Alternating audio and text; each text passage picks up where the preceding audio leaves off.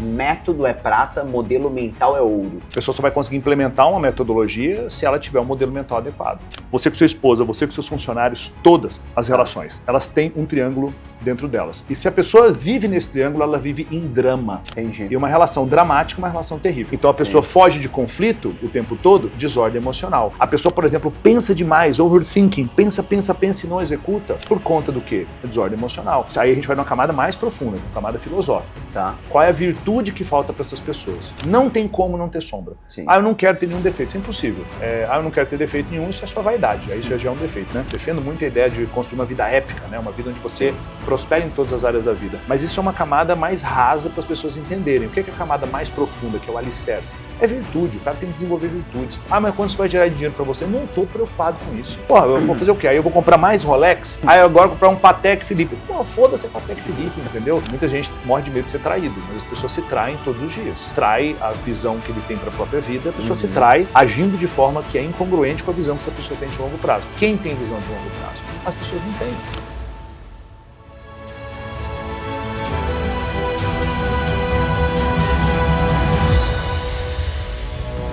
Pausa rápida aqui, você que está acompanhando o episódio, a maior parte das pessoas que ouvem ainda não estão inscritas. Saiba que novos conteúdos estão vindo, inclusive complementares ao podcast, e para você receber é extremamente importante que você esteja inscrito no canal. Fala pessoal, sejam muito bem-vindos a mais um Mentor Podcast. Hoje um convidado extremamente especial, num ambiente especial, pôde vir a partilhar de um tempo de qualidade aqui no evento dele, um cara que eu já me inspiro há praticamente 10 anos, uma referência, eu diria, para milhares, talvez milhões de pessoas, né, dentro do quanto que ele e a esposa dele abrangem esse impacto. Então é um prazer estar aqui com um dos maiores nomes do mercado, Wendel Carvalho. Prazer, irmão. Pô, esse 10 anos eu fiquei feliz agora, hein? 10 anos? Eu sou das antigas. Pô, que maravilha, tá? Obrigado pelo espaço aqui, estamos no momento, a gente está num evento nosso e você deu um tempo para poder falar com os nossos mentorados, foi uma honra, tá? Obrigado demais. Obrigado eu poder servir.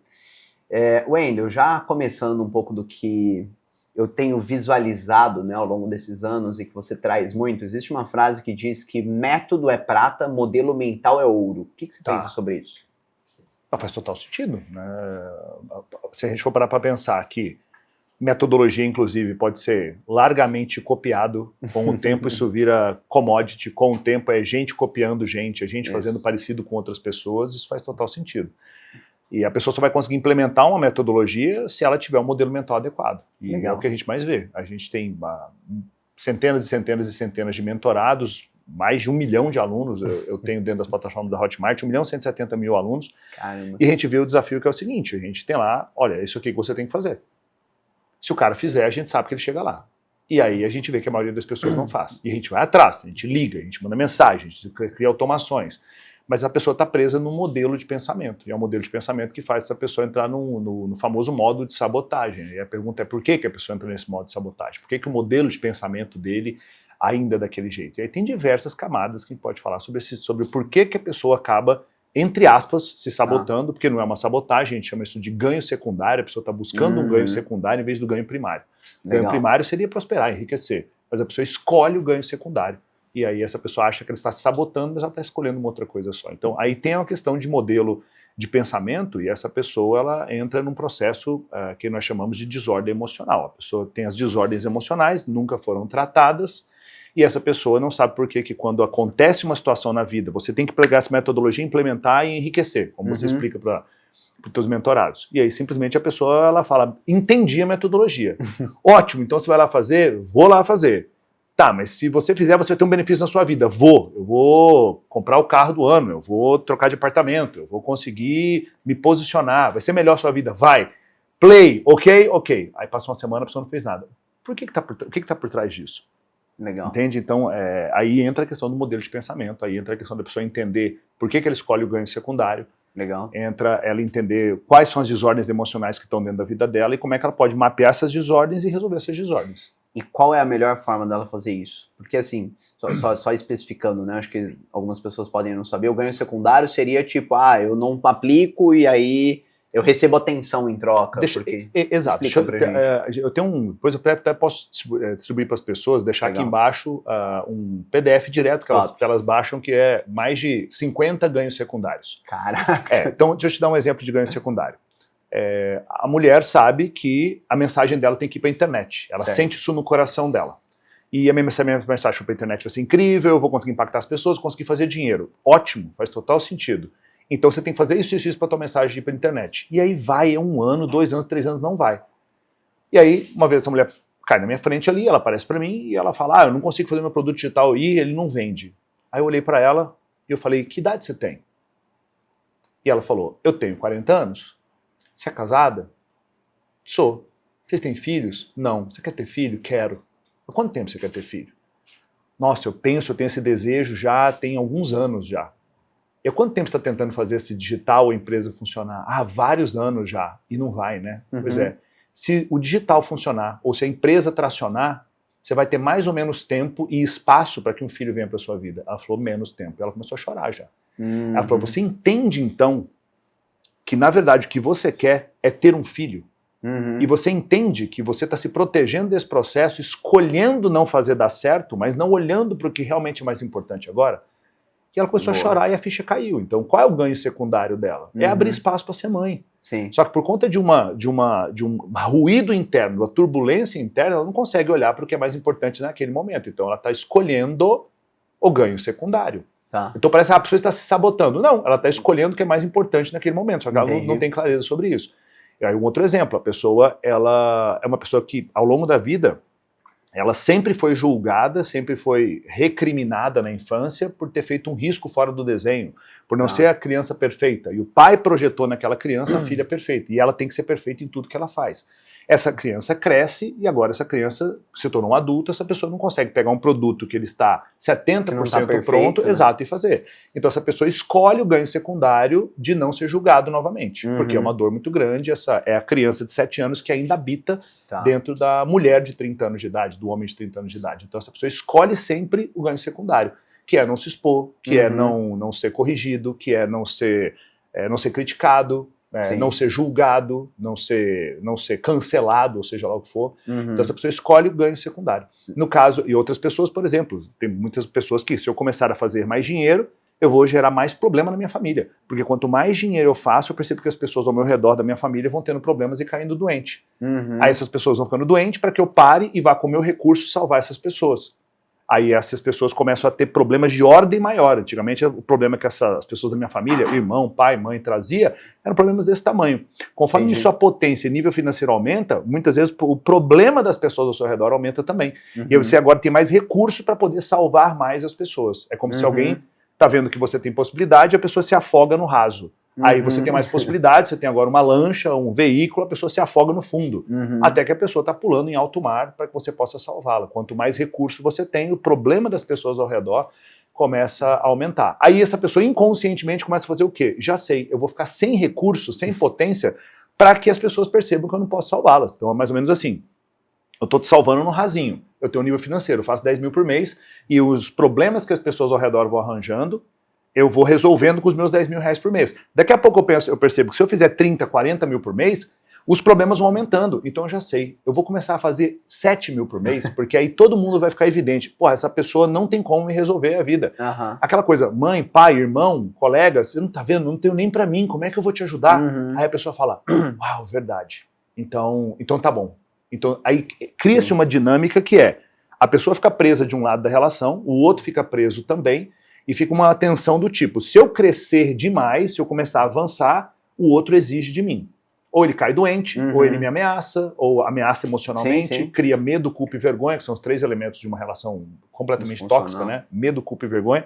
Quando eu gero em você medo, culpa ou vergonha, e aí cria-se essa trama. Então essa é uma trama relacional. Então assim, para que a pessoa prospere, ela precisa resolver 3 questões na vida dela. Ela precisa desenvolver o pilar técnico, quer ter um plano, saber como fazer, como é que eu vou fazer mais dinheiro, como é que eu saio de 10 mil para ir para 20, depois de 20 para 40, 40 para 80. Eu preciso desenvolver o pilar técnico. Liderança, negociação, construção de time, marketing digital, essas questões todas. Pilar técnico. Esse é muito louco, porque você pergunta pra pessoas, quer fazer mais dinheiro? Quero. Qual que é o teu plano pra fazer o dobro? Ninguém tem a porra do plano. Fazer um pós-doutorado, né? É. Quer ser um baita empreendedor. Não, e quer ter fazer um MBA, o cara quer ter um canudo, sei lá, né? Parabéns, você passou 2 anos e meio e tem um canudo, né? É isso. Não muda nada. Então, a pessoa não tem um plano técnico para isso, tá? Só que não é só o plano técnico. Eu preciso resolver a questão técnica, eu preciso resolver a questão relacional, que eu acabei de falar. Se você está preso dentro de uma dinâmica relacional, você percebe que quanto mais dinheiro você fizer, pior sua vida fica. Porque você acredita que você tem uma dívida com seu pai, você tem uma dívida com a sua mãe, você prometeu que ia seguir a carreira que o seu pai disse que era para você seguir, e você fez uma promessa pro seu pai com 10 anos de idade. Só que você tá com 40 e tá preso naquele troço. Ou então a sua mãe se separou do seu pai e disse, você nunca vai me abandonar, né, meu filho? E você... Não consegue casar. Não consegue casar, não consegue fazer nada, não consegue empreender. Porque quando você começa a empreender, a mãe já vê e fala, ele vai crescer demais, ele vai se afastar de mim. Aí ela cai mais depressiva ainda. Então a promessa que foi feita cria uma prisão relacional. Então perceba, eu preciso de um plano técnico, e eu preciso resolver as minhas prisões relacionais. Tá, deixa eu puxar um gancho. Plano técnico, ok. O cara vai lá, compra uma mentoria, alguma coisa de alguém que consegue ajudar ele nisso. Agora, na parte relacional, vamos dizer que é uma trama muito complexa. Sim. Como resolver isso e, de alguma forma, quando a pessoa consegue resolver isso, ela liberta, vamos dar o exemplo dessa mãe, ela liberta essa mãe? Ou é sobre ela simplesmente seguir, independente do que a mãe está sentindo? Ela ir embora emocionalmente. Isso. Não estou dizendo que você, por exemplo, não estou dizendo, por exemplo, o meu pai e a minha mãe têm questões comigo. Sim. Eu vazei disso. Eu encontro meu pai e minha mãe periodicamente. É uma relação maravilhosa. Mas eu tô lá como filho e não como mentor do meu pai, mentor da minha mãe. E eu percebo a dinâmica do meu pai e da minha mãe me puxando para esse lugar, mas eu não entro mais nesse jogo. Entendi. Então eles continuam jogando o jogo, mas jogam sozinhos. Entendi. Eu não estou lá. Entendi. Então é uma decisão de sair de algo chamado triângulo do drama. Tem um médico americano chamado Karpman, ele criou um triângulo, uma tese em torno de um triângulo chamado triângulo do drama, que explica esse ponto, que é o seguinte: toda relação, você com seus mentorados, eu com os meus mentorados, você com sua esposa, você com seus funcionários, todas as relações, elas têm um triângulo dentro delas. E se a pessoa vive nesse triângulo, ela vive em drama. Entendi. E uma relação dramática, uma relação terrível. Deixa eu te dar quais são os 3 pontos desse triângulo. Primeira parte é a vítima. O triângulo tem uma vítima. A vítima, ela se coloca como mais fraca. Ninguém me ajuda, ninguém faz nada. O meu mentor não me ajuda. O pessoal não me chama para me cobrar. Meu marido não me apoia, não importa. Minha esposa, a pessoa está como vítima. Tá. Por que essa pessoa está como vítima? Porque ao longo da infância ela entendeu que se ela se colocar como vítima, ela é amada. E ela vai ser socorrida. Uma coisa simples. Sim. Eu percebi que o meu irmão mais velho sempre tinha atenção. O dia que eu caí doente e fiquei com muita gripe, meu pai não foi trabalhar e minha mãe me deu o que eu queria. Caramba, eu sou amado quando eu fico como vítima. Um evento isolado da vida. Legal. Então a pessoa aprende que para ela ser amada, ela tem que se colocar como vítima. Essa é uma ponta do triângulo. Só que se tem uma vítima, tem que ter um salvador, porque se a vítima está esperando alguém salvar. Então tem a ponta desse triângulo lá em cima, que é o salvador, é a pessoa que desce para poder salvar a vítima o tempo todo. E essa pessoa entendeu ao longo da vida que quem ama salva. Isso é um puta problema. E essa pessoa fica achando gente doente de todos os aspectos, gente incompetente, gente despreparada, gente narcisista, para poder carregar. Porque se eu carrego, eu amo, eu sou útil se eu faço isso. Eu não estou carregando ninguém, empurrando ninguém, eu não sou útil. Temos um problema aqui. A vítima quer ser salva, e aí é como se fosse a droga e o traficante ali, né? A droga e o viciado, eles ficam ali, uma relação simbiótica. Quanto mais vítima, mais eu vou pro papel de salvar. Pessoal, pausa rápido aqui para fazer um convite. Se você pretende ter um programa de mentoria sólido, lucrativo e escalável, você tem aqui a oportunidade de ter os nossos olhos no seu negócio. Basta você preencher o formulário de aplicação que tem aqui no link do próprio YouTube. Nós vamos entender um pouco mais do seu cenário, do seu momento de negócio e faremos contato para você ter uma reunião de 40 minutos com um dos nossos especialistas. Independente de você dar andamento em algo ou não, sem dúvida alguma, você vai tirar muito valor para próximos passos na construção do seu negócio. Só que tem uma terceira ponta. Essa terceira ponta é o controlador. É a pessoa que ela não tem o intuito nem de salvar a vítima e nem de se tornar o salvador. Essa é a pessoa que ela cria medo e culpa e vergonha nas outras. Ela cria medo e culpa e vergonha. É a pessoa que faz, por exemplo, o seguinte: você tem irmão? Tenho, 2. O nome do seu pai e da sua mãe?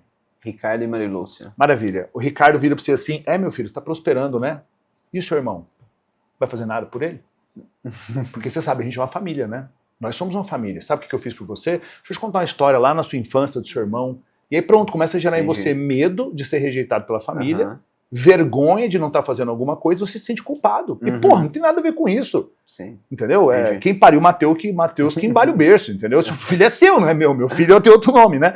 Então, esses controladores, eles aparecem para gerar medo, culpa e vergonha. E aí você tá fora do triângulo do drama, vivendo o teu rolê com a tua esposa, tá lá na Sicília com teus filhos, puta rolê maravilhoso, e essa é uma ligação do seu pai. Falando que o seu irmão não está conseguindo fazer dinheiro, você tem que resolver aquilo.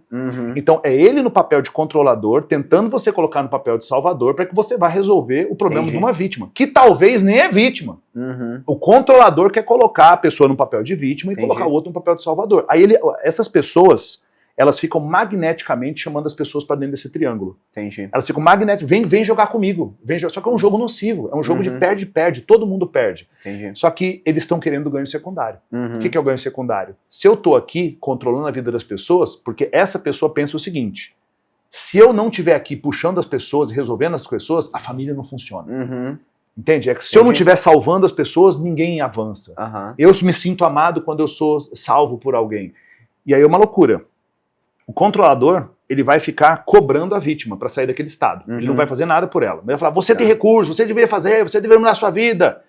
E essa pessoa aprendeu que quando ela é cobrada também, ela é amada. Então, por exemplo, aquela criança que não tem a energia para fazer, muitas vezes é um fleumático, né, pelo temperamento. Essa criança se sente amada quando a mãe para tudo, vai lá e briga. Ela se sente amada, por incrível que pareça. Então, essa pessoa está tentando ser amada sendo cobrada e está tentando ser amada sendo salva. É uma dinâmica completamente nefasta. Wendel, como é que eu resolvo esse troço? Orai e vigiai. O que isso significa? Você tem que estar alerta, aware para aquilo. Peraí, eu estou em qual ponto? Todo mundo tem em algum lugar. Você só tem que saber. Nessa relação com essa pessoa, eu estou vivendo o quê? Vou vazar. Estou saindo daqui. Eu não tenho que salvar ninguém. Isso aqui não é ONG, empresa não é ONG. Eu não sou vítima de ninguém. E eu não vou ficar agindo como controlador que gera medo, culpa e vergonha nas pessoas. Você está numa relação, está gerando medo, culpa e vergonha, para com isso. Está tentando salvar alguém? Não tente salvar. As pessoas não têm alça, não têm mochila para você carregar essas pessoas. Né? E para de ser vítima, porque ninguém vai vir te salvar. Então, sair desse triângulo. E aí você começa a jogar um jogo completamente diferente. Aí imagina só uma pessoa que tem um plano para enriquecer e se livrou dessas prisões relacionais. Essa pessoa tá quase lá. Mas entenda, o plano é algo técnico. Relacional é você com os outros. Só que entra a terceira questão, que são as questões de ordem emocional. Entende? Que são as desordens emocionais. Aí sou eu comigo mesmo. Aí estamos falando do quê? O medo de fazer alguma coisa e fracassar, o medo de dar errado, o medo de fazer algo e não ser suficiente, o medo de quebrar, o medo de sair de onde eu tô, 10 mil por mês e buscar 30 mil por mês e dar errado nessa jornada. Aí eu tô falando sobre êxito, sobre conseguir fazer alguma coisa. Aí tem questões do próprio comportamento da pessoa. Por exemplo, eu sou fleumático, é o meu temperamento. Então eu tenho uma inclinação para preguiça, para fazer com o mínimo de esforço possível. Às vezes isso é bom, mas na maioria das vezes isso é uma bosta. Então ao longo da minha vida toda, por exemplo, eu fugi de conflito. Eu fugia de conflito o tempo todo. Isso é uma desordem emocional. Eu só entendi que eu estava fugindo de conflito, não é porque eu queria ser gente boa, não, é porque eu não queria me indispor. Então a pessoa foge de conflito o tempo todo, desordem emocional. A pessoa fica com raiva dos outros o tempo todo, porque ela é colérica, desordem emocional. A pessoa quer buscar coisas novas e divertidas e inovadoras o tempo todo, ela é sanguínea e ela está vivendo uma desordem emocional. A pessoa, por exemplo, pensa demais, overthinking, pensa e não executa. Por conta do quê? É desordem emocional. Quando a gente olha para todos esses aspectos, aí a gente vai numa camada mais profunda, que é uma camada filosófica. Qual é a virtude que falta para essas pessoas? Então vou te dar um exemplo. A pessoa que é uma pessoa sanguínea. A pessoa o tempo todo querendo fazer coisas novas, o tempo todo, mano, inovação, começa uma coisa, não dá sequência, começa outra, não dá sequência, pula de mentoria em mentoria, pula de método em método. O que falta para essa pessoa? Para essa pessoa falta temperança. Para essa pessoa falta fortaleza, que são virtudes que estamos remetendo aí 400 anos antes de Cristo. Estamos falando de Aristóteles aqui, 400 anos antes de Cristo. Então, se essa pessoa tem essas virtudes, essa pessoa começa a fazer o quê? Ela começa a corrigir as nuances ruins do comportamento que Deus deu para ela. Porque Deus nos fez de uma forma. Né? Você sabe o seu temperamento ou não? Eu sou mais colérico. Colérico, ok. Então você deve ter uma falta de paciência, um pouco de raiva, ter um pouco de emputecer com as coisas e tudo. Então vai te faltar a virtude da caridade. Eu preciso ser caridoso com as pessoas, né? Que a virtude mais importante do cristão é a caridade. Eu preciso, e a caridade é um outro nome para amor, né? Essa paciência, e não ser passivo, né? Mas uma paciência do tipo, eu preciso ensinar essa pessoa, eu preciso entender que ela está num momento difícil da vida dela. Então, é o simplificar demais. Muitas vezes o colérico vai lá e fala, não, é assim, 2 palitos aqui, vamos lá e faz. E aí o troço dá errado. Então, muitas vezes pro colérico falta o capricho, né? Que sobra demais em outros temperamentos. Então, a resolução disso, dessas desordens emocionais que eu falei, que são as questões de comportamento, estão intimamente ligadas a você olhar para aquilo que Deus te deu de qualidade, porque toda qualidade vai te gerar uma sombra, que é um defeito. Então, um exemplo, eu sou um ótimo gestor de conflitos. Se você botar 3 pessoas brigadas, me dá 30 minutos que vai estar todo mundo se abraçando. Eu tenho essa habilidade. Eu tenho essa capacidade, porque isso faz parte de como Deus me fez, que é o meu temperamento. Só que ao mesmo tempo, se tiver três pessoas que eu preciso me indispor, antigamente eu fugia desses conflitos. Entendi. E aí o que acontecia? Eu não conseguia fazer com que as pessoas tinham resultado, porque quando alguém não fazia uma coisa, eu falava, não, tudo bem, foi eu que não expliquei direito, deixa eu levar para casa, eu faço. Aí o funcionário ia embora às 18, eu ficava até 3 da manhã fazendo. Era normal isso, porque eu não queria me indispor. Entendi. Então, qual é a luz que a gente tem que trazer para isso? Olhar para o que Deus nos deu de capacidade, de potência. Então, cada um desses 4 temperamentos, né? Estamos falando aqui de colérico, fleumático, melancólico e sanguíneo, são 4 temperamentos diferentes. A gente não vai ter tempo para poder aprofundar em tudo isso, mas olhar para cada um deles e Deus nos deu potência em cada um deles. Só que cada potência vira um defeito. Então, um exemplo, o colérico, ele é uma máquina de executar, mas ele não tem paciência. Por que ele é uma máquina de executar? Porque ele não tem paciência.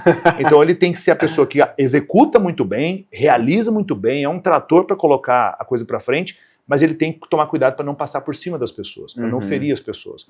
Quando esse colérico chega nesse ponto, ele se transformou numa pessoa completamente virtuosa, porque ele usa a potência que Deus deu para ele, isso é lindo, mas ele corrigiu o defeito dessa potência. A gente chama isso de sombra. Qual é a tua luz? Executar, isso é a sua luz. Só que toda luz gera uma sombra. Não tem como não ter sombra. Eu não quero ter nenhum defeito, isso é impossível. Eu não quero ter defeito nenhum, isso é sua vaidade, aí isso já é um defeito, né? Então, olhar para a potência que Deus nos deu e corrigir o defeito que é fruto dessa potência. Então, um exemplo prático disso. A gente está aqui no estúdio, tem várias luzes de vários lugares, mas tem sombra. Entende? Tem sombra. Aqui embaixo eu tenho sombra, aqui em cima eu tenho luz. Eu não quero ter essa sombra. Então a gente vai ter que apagar a luz. Então eu vou ter que acabar com uma qualidade para que o defeito seja exaurido também. Só que aí quando eu apago a luz, eu não tenho mais o fim da sombra, eu tenho a escuridão, o que é muito pior, não é o que a gente quer. Então eu preciso ter minha qualidade, só que eu preciso suavizar a minha sombra. Então você nunca vai ser o cara mais paciente do mundo. Não tem como, porque é como se fosse o seguinte... você é um peixe. O máximo que você vai conseguir fazer é ir para a praia, conseguir andar ali na praia um pouquinho, comer alguma graminha e voltar para o mar. Você nunca vai subir em árvore. Não vai, é impossível. É ir contra a configuração de como Deus te fez. Só que isso não quer dizer que você não possa sair do mar um pouco. Ou aqueles peixes que vão ali fora e conseguem voltar. E isso é corrigir a nossa sombra. E tem pessoas que são macacos, que são maravilhosos para subir em árvore, coisa que você nunca vai conseguir. São um mar de paciência, que vai explicar 19 vezes a mesma coisa. Você não vai, você vai falar a primeira, a segunda, fala, pô, a pessoa é burra, o que está acontecendo, né? Aí você fala, não, meu Deus, me ajuda, me faça caridoso, essa pessoa não é burra, eu só preciso, né? Algumas vezes ela é burra, né? Mas você vai precisar ter mais paciência. Então, desenvolver a virtude que falta. Acho que isso vai levar, acho que isso vai colocar com que todos nós consigamos ser o melhor na potência que Deus nos deu e corrigir essa sombra. Porque qual que é o ponto, né? Para corrigir essa sombra eu tenho que desenvolver a virtude. Virtudes que me corrigem. Então, no meu caso, eu tinha um ponto muito forte de fugir de conflito. Então, o que me faltava? Me faltava fortaleza, que era fortaleza manifesta no peito, né? A coragem, né? A irmã da fortaleza. A coragem de ir lá e falar, isso tá ruim, isso aqui não tem que ser desse jeito. Me faltava a virtude da justiça. Se eu te pago um salário, é justo que você entregue o que a empresa precisa. Então eu não cobrava algumas pessoas, isso não é justo. Então todas as virtudes que a pessoa precisaria desenvolver, que eu preciso desenvolver, eu não estava desenvolvendo. E aí eu tinha a potência que Deus me deu, característica positiva que Deus me deu, mas eu não desenvolvia esse vício que vem dessa potência. E como é que eu resolvo um vício? Desenvolvendo uma virtude. Eu só saio de um V, que é vício, desenvolvendo uma virtude, que é outro V. Eu tenho que sair de vício desenvolvendo virtude. Então todos os vícios que existem, Vícios emocionais, vícios químicos, vícios, comida, álcool, drogas, tudo isso está intimamente ligado à gula. Eu vou precisar, gula é um pecado, gula é um vício, é um vício da alma. Eu vou precisar desenvolver o quê? Eu vou precisar desenvolver temperança. Então, eu posso beber vinho? Posso. É prudente beber vinho? É. Agora, eu preciso tomar 3 garrafas de vinho? É óbvio que não. Eu preciso da temperança, né? Nem tanto ao mar, nem tanto à praia. Eu preciso temperar. Muito sal é ruim, nenhum sal é muito ruim. Então, quando eu consigo ter essa temperança, ou seja, eu tenho o vício da gula, eu preciso desenvolver a virtude da temperança para combater aquele vício que é o vício da gula. Quando a gente entra nessa configuração, a gente consegue ter clareza sobre o pilar técnico, o pilar relacional e o pilar emocional. E aí a pessoa vai começar a se transformar num ser humano de nível elevado, né? Porque não é somente sobre fazer mais dinheiro e não se desenvolver. Aí a pessoa se torna aquela pessoa... Não sei se você já viu gente assim, gente que é rica, mas é uma pessoa tosca. Total. É uma pessoa que ela não se desenvolveu, uma pessoa que não está lapidada. E quando eu olho, dá dó. Sim. E a tendência é que ela perca os princípios e valores na caminhada, porque agora ele tem muita possibilidade para fazer coisas. Exato. Os sanguessugas chegam nele, mas ele não tem a base. Né? Não tem a base. Aí essa pessoa vai cair. Essa pessoa vai cair porque essa pessoa vai começar a trair o marido, vai começar a trair a esposa, porque agora essa pessoa tem a possibilidade de estar essa pessoa sente poder, porque a fama, porque o dinheiro, porque a autoridade, porque tudo isso foi configurando isso, a pessoa começa a se perder, o que é mais comum. Então, quando a pessoa se concentrou somente só em um pilar e não se desenvolveu em todos os outros, essa pessoa consegue o pior cenário. Ela consegue aquilo que ela queria, mas ela não se torna feliz com aquilo. Sim. Então, assim, lutar para conseguir alguma coisa que você quer, e quando você chega lá, você não se tornar feliz com aquilo, é uma das piores coisas da vida. Sim. É como subir uma escada de bombeiro, sabe aquelas escadas de bombeiro? Que você sobe, e quando você chega, ela dá numa parede.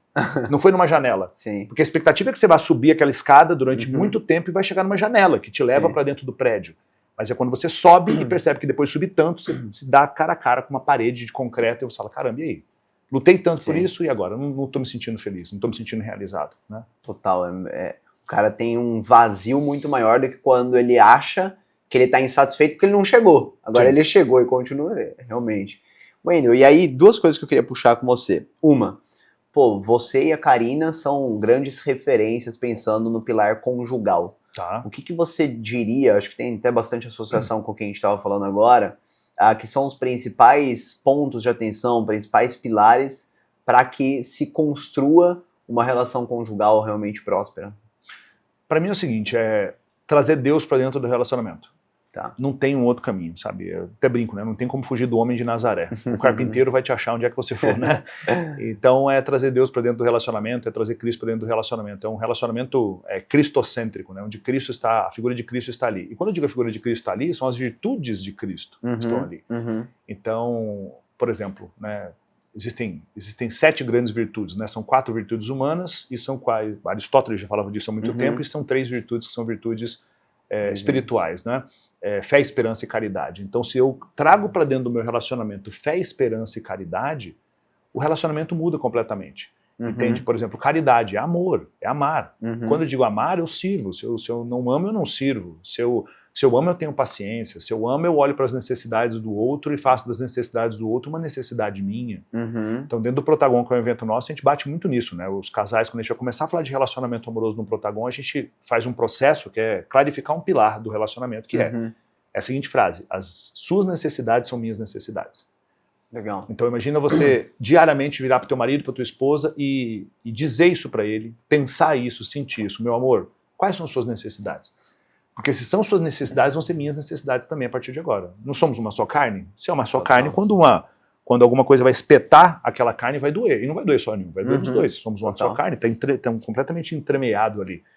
Então, esse é um princípio que é muito importante. Se tá doendo na tua esposa, tem que doer em você. Se aquilo incomoda a sua esposa, tem que te incomodar. Wendel, mas não incomoda, mas aquilo fere a sua esposa, fere. Então você tem que parar de fazer. Aquilo fere seu marido, fere, você vai ter que parar de fazer. Mas aí eu tenho medo de eu parar de fazer, outra pessoa não parar de fazer. Então você casou com uma pessoa que ela não é virtuosa, você casou com uma pessoa que é uma sanguessuga completa. E aí a essência do ser humano é uma essência muito boa. Só que esse ser humano ele precisa receber. E recebendo, esse ser humano vai ter uma tendência muito grande de retribuir, de dar. E o que eu percebo em muitos relacionamentos é que acontece uma coisa terrível, que é, eu não tô recebendo, então eu não vou dar. Essa Como é se muito fosse um triste. jogo, né? É um jogo, e nenhuma revolução começa com duas pessoas. Uma revolução começa com uma pessoa. Total. Toda revolução foi alguém que falou, eu tomo uma decisão a partir de agora. Uhum. Então que a pessoa que está vendo esse vídeo, esse podcast, essa pessoa possa tomar uma decisão por ela mesma. Ah, mas o meu marido, ah, mas a minha esposa, ah, mas não sei o quê, mas o passado, ah, mas a traição, ah, mas ele não me ajuda, ela não me ajuda. Não importa, toma a decisão você. E vai lá e tenha fé, esperança e caridade dentro desse relacionamento, que isso tudo você vai levar isso para um próximo patamar. Muito bom. Um outro ponto são as virtudes que a gente começou a falar. Então, por exemplo, uma virtude importante para o cristão é a virtude da justiça. Então, o que é a virtude da justiça? Eu preciso dar àquele o que é dele. Sim. Então, se você se casou, você tem que ter tempo para sua esposa, isso é justiça. Se você se casou e você é uma esposa, você tem que fazer com que o lar seja um lar agradável, que seja, você tem que fazer da casa um lar. Somente uma mulher pode fazer da casa um lar. Se você não é capaz de fazer isso, mulher, você está sendo completamente injusta. E vai sair de um relacionamento e vai replicar no próximo. Total, né? E aí vai achar que vai encontrar um outro lugar que vai ser diferente e não vai. Igual a pessoa falar, eu tô pensando em mudar de cidade, será que as coisas vão melhorar para mim? Eu falei, você vai junto? Porque se você for junto, as coisas não vão mudar, temos um problema aí, né? Se você não for, talvez as coisas não mudem. Então a mesma coisa o homem, o processo de justiça. Eu estou entrando nesse relacionamento e eu tenho um papel de prover e proteger. Se eu não prover, se eu não estou provendo e não estou protegendo, isso não é justo com a minha esposa, não é justo com a família. Então quando a gente olha de um bom relacionamento ou de uma boa vida, é uma vida virtuosa, acabou, ponto final. Eu defendo muito a ideia de construir uma vida épica, né? Uma vida onde você prospera em todas as áreas da vida. Mas isso é uma camada mais rasa para as pessoas entenderem. O que é a camada mais profunda, que é o alicerce? É virtude, o cara tem que desenvolver virtudes. E esse assunto parece novo, parece desenvolvimento pessoal, parece motivacional, mas não, estou falando de 2.400 anos a ideia. Onde a pessoa precisa desenvolver fortaleza, precisa desenvolver temperança, precisa desenvolver capacidade de justiça. Todas essas questões, fé, esperança e caridade. Paulo, o apóstolo Paulo diz, né, que a virtude mais importante é a virtude da caridade. E é mesmo, quando você ama alguém, você se sacrifica por ela. Quando você ama alguém, você tem paciência. Quando você ama alguém, você faz o inimaginável. Quando você ama alguém, você se sacrifica, você se mortifica por aquelas pessoas. Como Cristo morreu por nós na cruz, que é um processo de maior sacrifício do que esse, né? E não morreu de qualquer jeito, né? Foi das maiores torturas que o mundo já viu, uma dor imensa. Então, o casamento, o relacionamento, ele precisa ter como centro Cristo. Deus. Legal. E ele precisa ter como centro não a ideia de eu vou ser feliz, é a ideia de eu vou me sacrificar pelo outro. E aí a gente entra num viés que é completamente diferente do que as pessoas buscam. Ah, eu quero ir para um casamento porque eu quero ser o quê? Eu quero ser feliz. Eu quero achar minha cara metade. Para quê? Minha outra metade. Para que a pessoa me faça feliz. Não, o relacionamento precisa ser um processo onde eu estou indo para me sacrificar. Aí você fala, pô, mas não faz nenhum sentido, isso não dá ROI, isso não dá retorno de investimento. Mas não é sobre... O retorno de investimento não é sobre o que você vê agora, não é o prazer, não é o gozar, não é a vida leve, não é sobre isso. Eu estou buscando uma vida leve, eu estou buscando ter prazer, eu estou buscando que alguém me sirva o tempo todo. Porra, você não vai conseguir isso, isso não é a tônica do relacionamento, fique sozinho. Entre no relacionamento se você quiser se desenvolver na máxima potência que você puder. Porque você vai ter que entrar para um relacionamento e você vai ter que mortificar coisas em você. Mortificar vontades, mortificar desejos. Mortificar significa fazer que morra algumas coisas dentro de você. Pelo outro. E aí você tem um outro fazendo o mesmo por você. Isso é muito lindo, é muito profundo. Só que as pessoas não estão prontas para essa conversa, porque as pessoas querem o quê? Eu quero ter prazer. Eu quero sexo, eu quero prazer, eu quero fugir de conflito, eu quero rodar Instagram e TikTok, eu quero pedir uma comida no iFood porque chega na minha casa em 20 minutos. Eu quero prazer, eu quero coisas rápidas, eu não quero nenhum tipo de coisa que vá fazer com que eu tenha um desconforto. Por isso, pessoas são cada vez mais pai de pet, por isso, cada vez mais pessoas não querem ter filho. Ah, mas se eu tiver filho vai fugir da minha liberdade, vai dar trabalho, ou então eu vou perder o meu padrão de vida. É sempre sobre o próprio prazer. Eu vou perder padrão de vida, eu não vou conseguir viajar, eu não vou conseguir crescer carreira, eu não vou conseguir, aí vai ficar ruim pra mim, tá aí o outro. Sim. Esse é um problema. E é muito doido porque a grande verdade é que essa pessoa que só olha pra si, ela pode estar ouvindo e falar assim, realmente, eu quero mais prazer, mas a grande verdade é que o nível de felicidade dela vai ser muito inferior à pessoa que se coloca pressão, que busca novos desafios, que busca esse crescimento e multiplicação de talentos, né? Total. O que eu te vejo muito falando, Wendel, que eu acho que é legal de contextualizar, agora pensando acho que em todos os âmbitos, né? Eu já te vi falando assim, pô, porque no curto prazo, em um ano, né? No médio prazo, em 5 anos. E tem gente que olha e fala assim, pô, pra mim, longuíssimo prazo é 6 meses, né?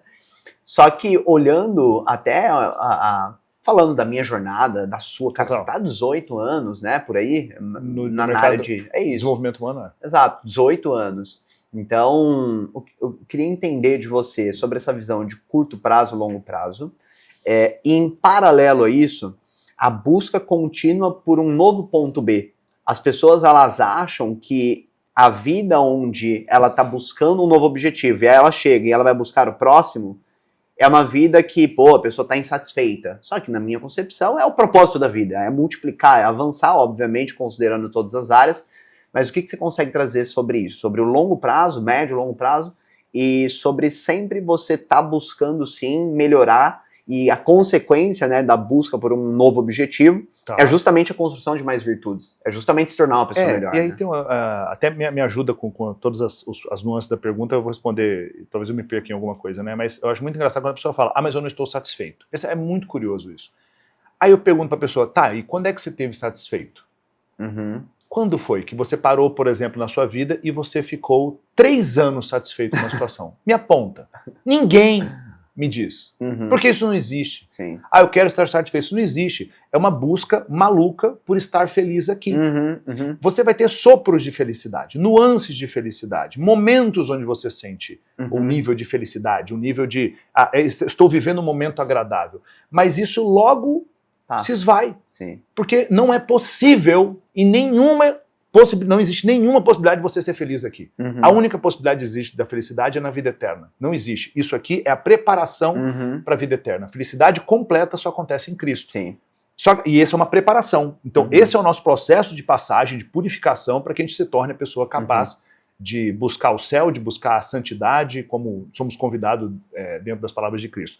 Mas a pessoa fica nessa ilusão, ela quer ser feliz aqui. Então, eu vou ser feliz quando eu tiver mais seguidores. Tá lá 1 milhão de seguidores. O que mudou, querido? Nada, né? Você tem mais pica para resolver, mais problema. O problema é dinheiro. Aí tá aqui dinheiro agora. E agora? Não, é porque eu não tenho coisas. Então pega o dinheiro e compra coisas. Aí você vai lá e compra um carro. Aí eu fui lá e comprei a minha primeira Mercedes. Aí a primeira Mercedes, depois veio uma Mercedes maior. Aí depois a Mercedes maior de 500 mil, veio a Mercedes de 1 milhão e 300. O carro mais potente da Mercedes já fez. Beleza, aí depois veio uma Porsche 911. Depois a Porsche Panamera. Aí agora a Lamborghini. Isso vai para onde? Não para. Não para, entendeu? Porque isso não isso vai te dar prazer momentâneo. A felicidade é algo muito mais profundo e que está intimamente ligado a outra pessoa. As pessoas não entenderam isso. Então a pessoa fala, Wendel, qual que é o seu objetivo hoje? A pessoa acha que, que eu vou falar assim, não, o negócio é bilhão. Eu tô cagando pra isso. O negócio é o seguinte, cara, como é que eu faço para cada vez mais pessoas se transformarem através dos meus programas? E aí eu sou enlouquecido em relação a isso. Fiz 8 protagons ano passado, esse próximo ano agora vão ser 11 ou 12 protagons. Caramba. E eu quero cada vez mais pessoas. A minha pergunta é, beleza, esse próximo ano a nossa expectativa é colocar 30 mil pessoas dentro dos protagons. Legal. Porque eu sei o que acontece com as pessoas que passam por lá, elas se transformam. E depois a minha pergunta vai ser, cara, como é que a gente faz para colocar 60 mil? Mas quando isso vai gerar dinheiro para você? Eu não estou preocupado com isso. Eu não estou preocupado com isso. O dinheiro que eu faço é eu vou fazer o quê? Aí eu vou comprar mais Rolex? Aí agora comprar um Patek Philippe. Foda-se a Patek Philippe, entendeu? Sabe, beleza, o cara gosta, eu gosto de carro, mas aí, eu vou trocar uma Lamborghini por outra, vou pegar um jato e pegar um jato. Alvo, né? Não isso tem que ser consequência, porque se a pessoa, e eu vejo as pessoas perderem nisso, Sim. Se a pessoa busca, não estou fazendo apologia à pobreza, nada disso, hipocrisia aí, não é isso, mas é que isso tem que ser uma consequência. Sim. Entende? Lá atrás, quando eu tinha uma visão mais disfuncional até sobre a questão de dinheiro, eu acreditava realmente que se eu tivesse um outro relógio, por exemplo, um outro Rolex, eu ia ser mais respeitado, eu ia ser mais amado, eu ia ser, sei lá, mais o quê. E isso é uma desconfiguração do que era verdade para mim, do que realmente é a construção da felicidade, né? Então, o primeiro ponto, acho que a pessoa buscar entender o seguinte, como é que eu faço para servir cada vez mais pessoas e servir cada vez melhor as pessoas? Como se eu estivesse servindo Cristo, como se eu estivesse servindo Deus naquelas pessoas. É isso, fazer mais e melhor. E consecutivamente você vai ter ganhos financeiros com aquilo, eventualmente você vai curtir a vida, mas aquilo vai ser um prazer passageiro, e não tem nada de errado com isso, mas não faça isso a tônica da tua vida, e já vai vir dor de cabeça, vai ter um monte de pica para você resolver, e é isso. Agora vem a questão, beleza, é pensar no curto, médio e longo prazo. Eu penso no prazo eterno, eu penso no longuíssimo prazo. Tem coisas que eu estou fazendo agora que tudo faz parte de uma visão. Eu oriento os meus alunos até o que a gente chama de V20, que é a visão de 20 anos. Então eles visualizam o que é a vida que eles querem viver daqui a 20 anos. E quando você tem uma clareza imensa de 5 áreas da vida, né? Trabalho, carreira, negócio, prosperidade financeira, relacionamento amoroso, saúde e energia e a parte de espiritualidade. Essas 5 áreas compõem uma vida épica. O que você quer viver daqui 20 anos em relação a isso? Porra, 20 anos? É inacreditável. É muito tempo. Cara, é incrível. A pessoa fala, não quero nem pensar nisso. Não, tem que pensar. Porque quando você define claramente o que você quer viver, você tem 2 grandes potências. Você começa a dizer sim para as coisas certas, que é o que vai te levar para lá, e não para todas as outras coisas que não vão te levar para lá. Total. Acabou. É muito simples. Ah, não sei falar sim ou não. Qual que é a tua visão? É uma baita economia de energia para a vida, né? É muito. Então, por exemplo, a pessoa fala, Wendel, mas por que você treina quase todos os dias, faz jiu-jitsu, cuida da alimentação, não sei o que, para manter o peso e tal? Porque no meu V20, eu me vejo, tô com 45, então, por exemplo, com 65 anos eu me vejo lá em Veneza, tirando um período sabático com a Karina, eu faixa preta de jiu-jitsu, né, muitos graus na faixa ali, né, muitos danos na faixa, barba branca, cabelo branco, no shapinho ali, o veinho, né, a gente saindo da Basílica de São Marcos em Veneza, depois da missa, a gente cruzando a Praça de São Marcos e atravessando para tomar um expresso, tomar um gelato do outro lado. E eu não tô com andador, Karina tá com saúde, eu também tô com saúde, as empresas estão rodando, a gente volta e eu me vejo fazendo Protagon, me vejo tocando os meus programas com essa idade, porque eu faço isso porque eu tenho um tesão imenso em fazer isso. Então, quando eu olho para essa visão de 20 anos, eu começo a tomar decisões agora. Eu amo vinho, adoro vinho, adoro. Nossa, eu falo para as pessoas, né? Você gostaria de beber vinho com que frequência? As pessoas falam todo dia. Eu falei, não, todo dia não, toda hora. Eu gostaria de estar aqui no palco com uma taça de Cabernet aqui. Então, mas é prudente isso? Tomar vinho? Não. O tempo todo? Não. Então eu e a Karina tomamos no máximo 2 taças por semana. A gente não senta e toma 2, 3 garrafas. Não existe na nossa vida. Isso nunca vai existir. Nunca existiu, nunca vai existir. Então por conta desse comportamento, mas esse comportamento vem de onde? Vem da virtude no curto prazo, mas para preservar uma visão no longo prazo. Total. Porque se eu começar a beber, se eu começar a comer tudo que eu posso, se eu começar a não fazer exercício, eu não vou honrar a minha visão de 20 anos. E aí começa uma traição. E muita gente morre de medo de ser traído, mas as pessoas se traem todos os dias. Trai a visão que eles têm para a própria vida, a pessoa se trai agindo de forma que é incongruente com a visão que essa pessoa tem de longo prazo. Mas aí tem um problema. Quem tem visão de longo prazo? As pessoas não têm. Então, o rodar o feed do Instagram, o postar e já esperar coisas acontecerem imediatamente, tudo tem que ser muito rápido, faz com que as pessoas tenham a visão de curto prazo é um dia, médio prazo é um mês e longo prazo é um ano, que é uma loucura, sabe? O que é grandioso vai acontecer numa década. E a pessoa espera que uma coisa grandiosa aconteça em um ano. Aí acontece uma frustração. Né? O Gary Vaynerchuk, o Gary Vee, ele tem um pensamento que eu gosto muito, que é o seguinte: a pessoa ela precisa se tornar ansiosa no curto prazo e paciente no longo prazo. Então o que isso significa? Né? O ansioso do executar, do lado positivo, né? do anseio, né? Da ânsia, né? O ansioso dessa ânsia de fazer. Então as pessoas não, elas têm uma paciência no curto prazo, ou seja, na semana elas são pacientes, elas são procrastinadoras. Né? Só que elas ficam ansiosas com o resultado que deveria vir. Sim. Então, no longo prazo. E deveria ser o oposto. Deveria ser o seguinte: eu vou ser ansioso no curto prazo, o que eu tenho que fazer hora a hora ao longo da minha semana? Eu vou ser ansioso, vou ter a ânsia de fazer. 7 horas da manhã às 8, 8 às 9, esse foco. Ansioso aqui, no curto prazo. Wendel, e o resultado de longo prazo? Eu tenho paciência com isso. Mas as pessoas, elas invertem, a vida é completamente fodida. Eu tenho uma paciência no curto prazo, mas uma ansiedade com o resultado que é a longo prazo que não vem. Então, se as pessoas invertem isso, tudo muda. Absolutamente tudo muda. Então, a minha visão é sempre eu não digo nem de longuíssimo prazo, porque eu nem fico pensando curto, médio e longo prazo. Tudo que eu faço é para honrar a minha visão de 20 anos. Tudo que eu faço é absolutamente para honrar essa visão.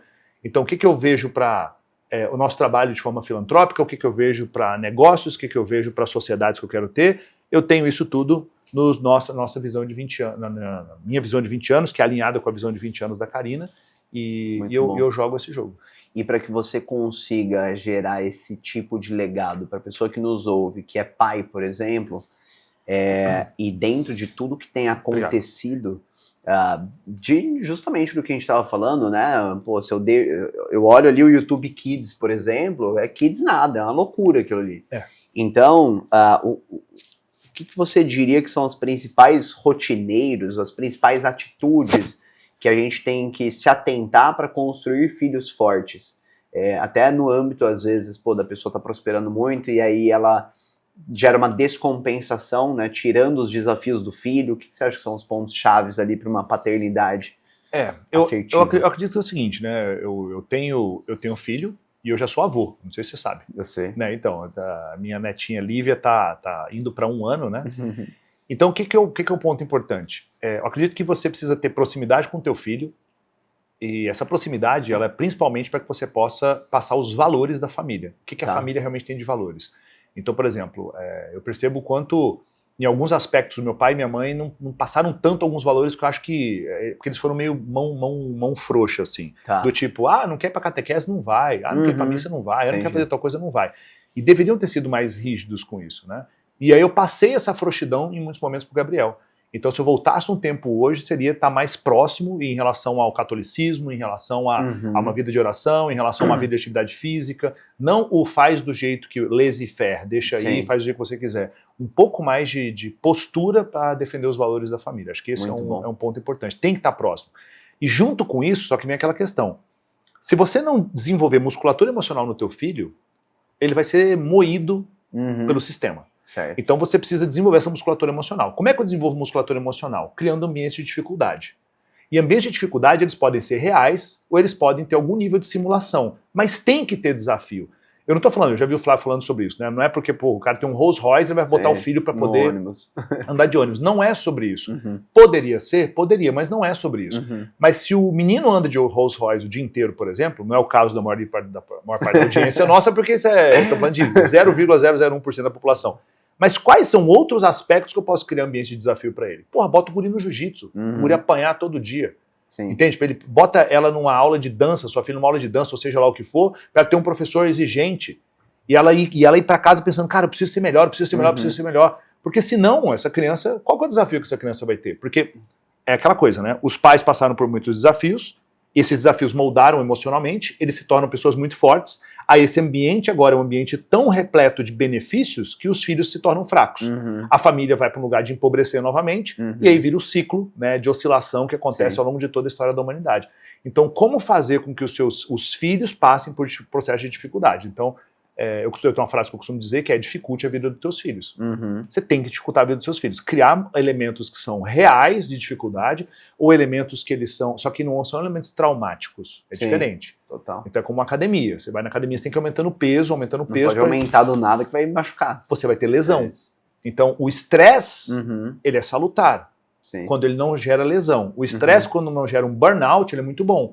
Ou seja, o estresse na academia é que faz o músculo crescer. Eu preciso ir aumentando gradativamente o peso, vai ficando difícil, aí eu sinto uma dor, eu sinto um estresse, eu paro, e aí eu me recupero e depois tem mais estresse.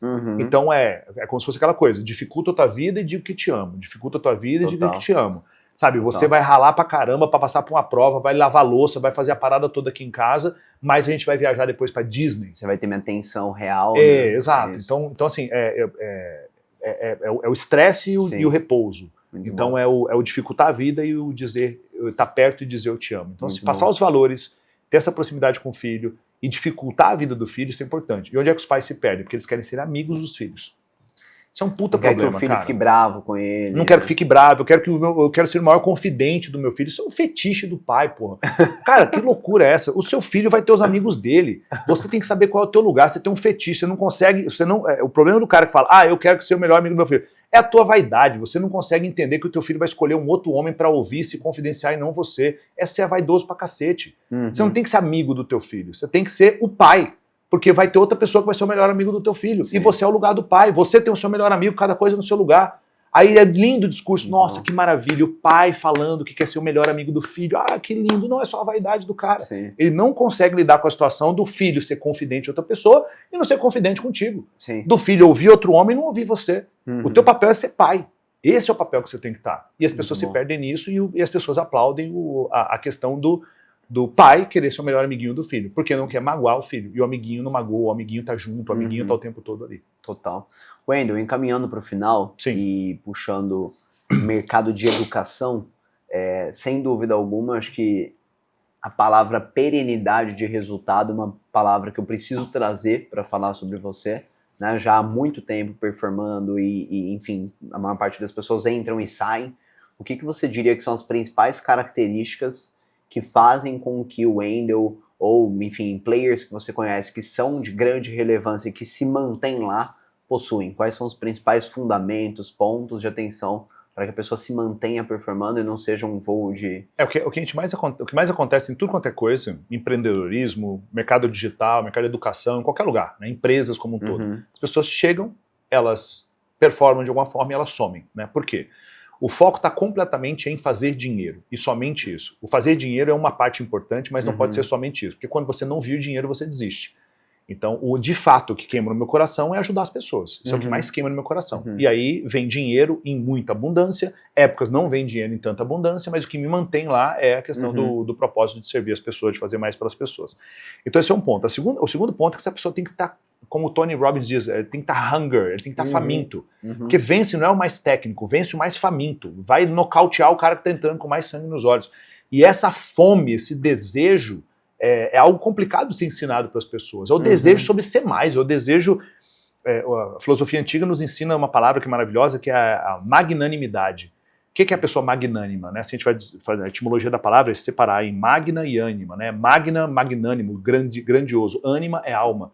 Legal. Então a pessoa magnânima, ela tem uma alma grandiosa. O que significa? Cara, eu quero fazer a melhor coisa, eu quero fazer com excelência, eu quero fazer melhor, mas por quê? Não sei, uma coisa que queima dentro de mim.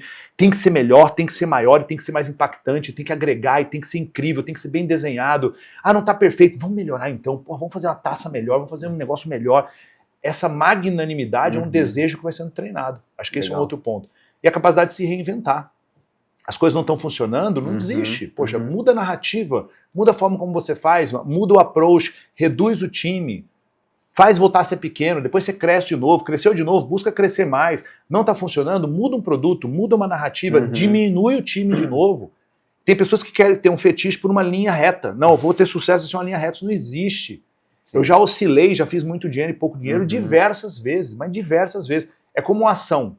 Se você olha aquela ação naquela semana, uma ação do Google, da Meta, a ação está vermelha. Sim. Só que se você pega ao longo de uma década, ela fez assim. É isso, total. Então, e aí o meu foco, de volta, na questão do foco do longuíssimo prazo. Então acho que essas questões vão fazer com que essa pessoa se concentre em ter uma jornada de voo de longo prazo, em vez de ser uma pessoa que aparece como um voo da galinha, joga uma galinha para cima, né? Parece que ela está voando, mas ela só dá um pico de performance e depois ela cai, ela não é capaz de voar. Então eu acho que esse processo pode ajudar as pessoas. Muito bom. E acho que olhando de fora, né, um ponto que eu traria também é humildade, né? Muitas pessoas acabam se tornando soberbas, e quantas vezes eu já te vi, até aquela vez que você foi no Vence, querendo entender, né, como fazer e tal. Então, sem dúvida alguma, essa é uma baita virtude. Né, que faz você... porque se a pessoa não tiver essa humildade, ela não consegue dizer que ela está com um problema. Se a pessoa não tiver essa humildade, ela não consegue dizer que ela precisa de ajuda. Ela não consegue... E eu tô o tempo todo andando como um mendigo por aí, sabe? Eu tô com meu caderninho, eu tô com um problema lá, tal coisa, você não sabe como resolver? E eu já te perguntei. Te perguntei, a palestra que você veio dar no Olimpo aqui foi sobre isso. Falei, cara, como é que você tá vendendo iTicket no inbox, assim, pelo amor de Deus? Aí a pessoa, não, você poderia dar uma palestra no meu evento, porque os meus alunos estão precisando de ajuda. Não, eu estou precisando de ajuda, eu preciso que você me ajude, entendeu? Então, assim, eu não tenho nenhum problema com isso. Minha vaidade com isso muito bom. Não é um problema. E aí, qual que é o ponto? Né? O inimigo da humildade é a vaidade.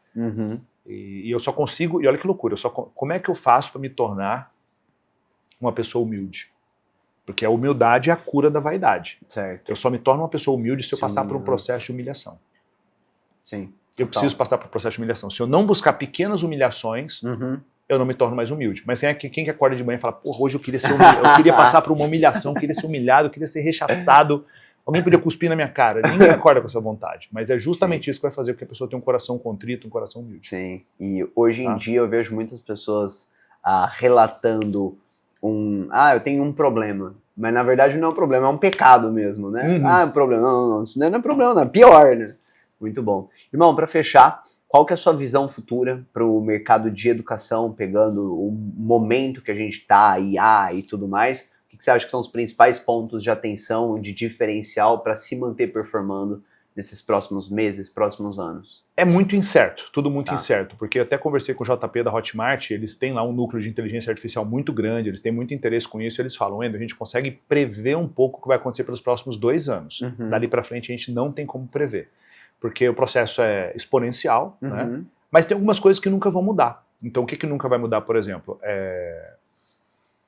Um exemplo, você vai lá e pergunta para o ChatGPT um plano de como se tornar bilionário. Ele te dá um plano. Uhum. A pessoa implementa? Não. E se ela ouve isso da boca do Flávio Augusto? Uhum. E se ela tá num ambiente que tem pessoas fazendo a mesma coisa, buscando a mesma coisa? Exato, então existe a questão sempre das pessoas elas terem o fator aspiracional e inspiracional. Total. Eu não quero ser onde o ChatGPT fala que eu tenho que ser, eu quero Uhum. ser como aquele cara é. Eu Sim. quero chegar onde aquela pessoa chegou. Uhum. Então sempre vai existir uma figura humana. Sempre Sim. vai existir. E as pessoas sempre vão querer aprender com outras figuras humanas. Muito bom. A figura do professor, do mentor, isso nunca vai deixar de existir. Uhum. O que vai, talvez, é ter elementos que se juntam a isso. Você tem a sua inteligência artificial que você fez download da sua cabeça ali, Uhum. você fez um download, a pessoa tem um avatar seu que conversa com ela o dia inteiro, a pessoa entra no seu curso e é um avatar seu. Oi, Rosângela, tudo bem? Eu vi que você já sabe sobre isso. Então vamos direto para tal ponto dentro do curso, né? Vamos direto para tal coisa. E a pessoa conversa contigo e te interrompe, só que é um avatar seu, e você conversa com ela. Sim. E você vai dar aula para ela sabendo que a filha dela chama Maria. Uhum. A Mariazinha vai saber dar aula explicando para ela que se ela aplicar aquilo, ela vai conseguir para Fernando de Noronha, que é o sonho dela. Porque a inteligência artificial lê o que ela posta no Instagram. Então, essas integrações, eu acredito que isso acontece rapidamente. Em menos de 2 anos isso acontece. Total. Então, essa é uma experiência que o cliente vai ter. Porém, as pessoas cada vez mais no celular, elas vão ter cada vez mais a necessidade de estar junto com outras pessoas também. Então, a questão de eventos presenciais, a questão dela estar junto de um grupo, de mentoria, esse tipo de coisa, para mim isso vai sempre existir cada vez mais. Muito bom. Irmão, mais uma vez, Obrigado, gratidão pela jornada, pelo impacto e pelo tempo aqui. Tamo junto. Obrigado. Valeu. Pessoal, espero que tenham gostado. Lembre-se de se inscrever no canal, compartilhar com quem precisa acessar tudo que foi compartilhado e até o próximo episódio. Valeu.